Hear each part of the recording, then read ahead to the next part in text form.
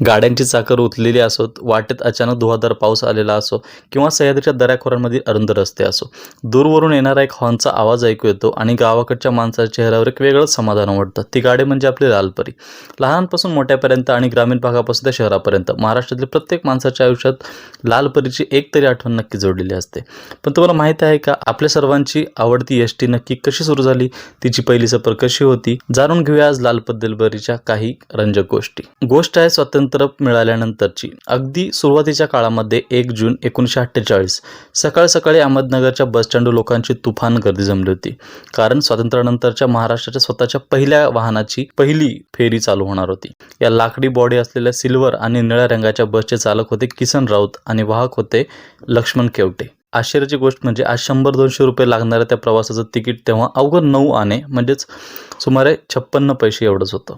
रस्त्यात एका ठिकाणी बस पंक्चर झाली, पण तरी लोकांनी हसत खेळत ती पहिली सफर पूर्ण केली आणि तिथूनच सुरू झाला महाराष्ट्राच्या लोकप्रवासाचा सुवर्णकाळ. पण मित्रांनो, तुमच्या मनात कधी असा प्रश्न आलाय का की एसटीला लालपरीच का म्हणतात? तिचा रंग लाल हिरवाच का असतो? सुरुवातीच्या काळामध्ये बसचा रंग निळा आणि चंदेरी असायचा, पण 1960च्या दशकामध्ये एसटीने आपली ओळख बदलली.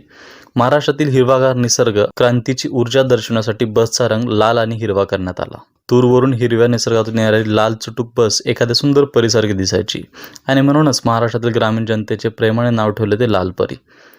हे नाव प्रशासनाने दिलेलं नव्हतं, तर ते दिलं होतं महाराष्ट्रातील सामान्य माणसाच्या प्रवासाच्या आपुलकीने. खाजगी गाड्या, लक्झरी बसेस आणि मेट्रोच्या आजच्या युगातही लालपरीचं महत्त्व 1%ही कमी झालेलं नाही आहे. आज एस टी बस महामंडळाकडे तब्बल 15,000पेक्षा जास्त बसेसचा ताफा आहे. दररोज 25 ते 30 लाख लोकांपेक्षा जास्त लालपरीने प्रवास करतात. शाळा कॉलेजला जाणाऱ्या विद्यार्थ्यांचा मोफत पास असो, वयोवृद्धांसाठी मिळणारी सवलत असो किंवा महिलांना मिळणारी 50% तिकिटाची सूट असो, लालपरीने प्रत्येक कुटुंबाचा आर्थिक भार हलका केला आहे. महाराष्ट्रात असा एकही दुर्गम टप्पा किंवा घाट नाही जिथे लालपरी पोहोचली नाही. आंबोली, तामिनी किंवा वरंधा घाटातील महाभयंकर वळणातून धुक्यातून वाट काढत चालवणारे आपले एसटीचे ड्रायव्हर्स हे खरोखरच कौतुकास पात्र आहेत. थोडक्यात सांगायचं काय, तर लालपरी फक्त लोखंडाची गाडी नाही, तर ती महाराष्ट्रातील संस्कृती आणि एकमेकांना जोडणारा एक भक्कम धागा आहे. लालपरी धावते म्हणून महाराष्ट्रातील गावखेडं आज जिवंत आहे.